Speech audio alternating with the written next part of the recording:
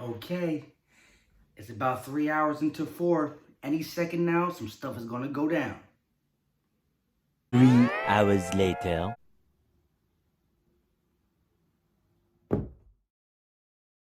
We got the Eagles.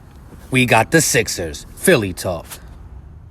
What's going on, everybody? Philly Mike here. And if you're new to this channel, hit that subscribe button. I greatly appreciate it. But let's get down to business. So, we waited all day. I got up for work today at 5:30.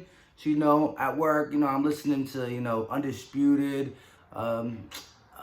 First Things First, all that stuff. I get to listen to music while I'm doing what I do at my job. So I'm just hearing stuff out, first take. I'm trying to listen in, It's getting closer and closer, and nothing.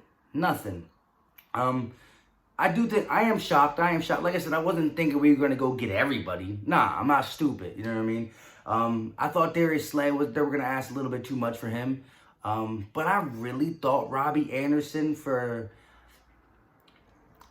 Now I'm hearing it's a second. I don't know if I would do it. It's definitely a third, but possibly I would do a second because I do believe that he's more than just a burner. I believe he can run the route tree. I believe he can do a lot of things. And even if DeSean Jackson is back, at the end of the day, Robbie Anderson is 26, so I think we could lock him down. He's not going to ask for diva wide receiver money. So at the end of the day, I think we'd be good. But that's neither here or there. It's over. You know what the Philadelphia Eagles saying is, though. We all we got, we all we need. So at the end of the day, I hope that's enough. I believe it's enough, though. Remember, before the season started, the roster we had, we were considered a Super Bowl contender. As I look in the mirror right now, we're not a Super Bowl contender at this very moment. But I believe we could be a good team. We have all the tools to be a good team. The team that went inside Lambeau was a good team. And they were really injured in the secondary. Let's just think about this. If you saw the thumbnail, every single player on that thumbnail is either just came back or is coming back. Let's re-go over it. So, we just got back Jalen Mills and Ronald Darby. Yes, Ronald Darby played at the beginning of this year and was getting burnt. Coming off of ACL, needed some time, Maybe this little injury he recovered that, plus a little bit healing up the ACL that he came back early on. At the end of the day, we have not seen Jalen Mills and Ronald Darby play together. We have not seen that. Darby got hurt, Mills and some backup people played. Didn't play good. Mills got hurt, and just backup people played. Didn't play good. Then Darby came back with some backup people. Didn't play good. We haven't seen the combination of Darby and Mills at the exact same time in a while. Since the Super Bowl run. Another thing that we have not ever seen. We have never seen the combination of Ronald Darby, Jalen Mills, and Cre'Von LeBlanc, plus Avonte Maddox in the mix. We have never had Maddox, Darby, Mills, and LeBlanc all healthy at the same time. 4 secondary people who actually are our top 4 secondary people. That's not including Cindy Jones, who needs to just relax on the bench in case needed. Rasul Douglas, who's played good sparingly, but needs to relax on the bench in case needed. You know what I'm saying? And the other guys just shouldn't be on the team. Orlando Scan Bum should have never been there. Craig James, young boy, practice squad player, should have never been there. At the end of the day, them 4 need to lock it down. We play a lot of nickels, so we need 3, and we can move the other one in with Rasul Douglas at times. But I think Mills, Darby, and Cre'Von LeBlanc with Jenkins and McLeod, I think we're going to be all right. Am I saying we're going to lock up like Akeem Talib and Marcus Peters did the first year of the Rams? No. But I do believe they can get the job done. Them 3, them 2, and a combination of them 4. But now, let's go back. Let's talk about all the people on that thumbnail. And I'm going to repeat them again too. So we just getting Jalen Mills back with Ronald Darby, and they finally can play as a pair. We also getting back Avonte Maddox, Cravion LeBlanc. We also getting back Timmy Jurgen. Nigel Bradham should be coming around. Hassan Ridgeway should be coming back. And the biggest piece of them all, which is not the defense. All them players were defense. Just look how many it was. 1, Nigel Bradham. 2, Hassan Ridgeway. 3, Timmy Jurgen. 4, Avonte Maddox. 5, Ronald Darby. 6, Jalen Mills. 7, Cravion LeBlanc. That's 7 defensive players that just came back and is coming back in the next couple weeks. And the biggest thing, which is not defense, DeSean Jackson.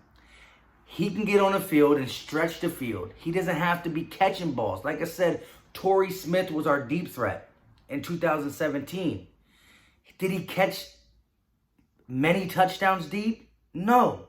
But because he took the defense back with him, and they had to account for him because he's going to catch the ball if he's open, you just have to have a guy run back there. So yes, do I want DeSean Jackson at full health running them and catching them like he did against the Redskins?